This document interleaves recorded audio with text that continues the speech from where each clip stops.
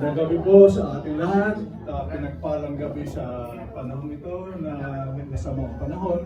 Tayo nagkita-kita rito upang alayan ng pagmamahal ang ating kaibigan, ang aking mahal na kumpare at kumare.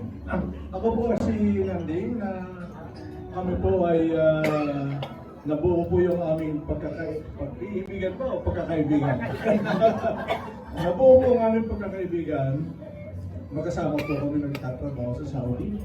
At doon po ay pinagmamalaki ko na itong aking kumpare. Siyang naging gabay ko rin dahil siya po ang senior naming engineer doon sa aming trabaho. At ako po ay huling dumating. Subalit nakita ko po ang kanyang kababaan loob.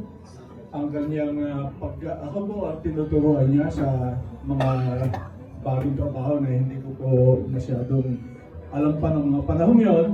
Subalit wala pong sawa siyang gumagabay sa akin habang ako'y nagtatrabaho at natututo ng mga gawain namin.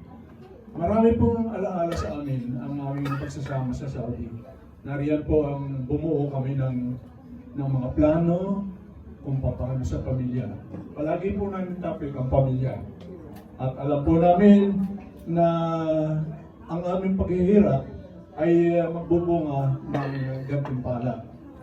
At nagpapasalamat po ako sa Panginoon at pinagkalooban po naman natupad po ang aming mga pangarap. At sa ngayon po, ang kumpare ko, nung malaman ko na sa Amerika siya, nagpunta rin ako na Amerika. Kami sa San Francisco at siya sa Texas. Nalaman ko na sa Texas yun. Pinutaw ko na Texas.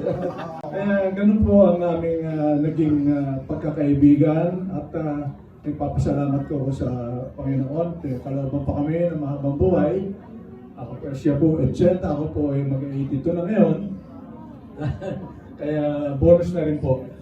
Maraming salamat po sa gabi nito sa mga pamilya na nag-imbita sa pong malaking karangalan na mapabilang sa ganitong pagtitipon. Ngayon ko lang umami. Maraming salamat po, Mr. Nanding Kiraw. Ayan.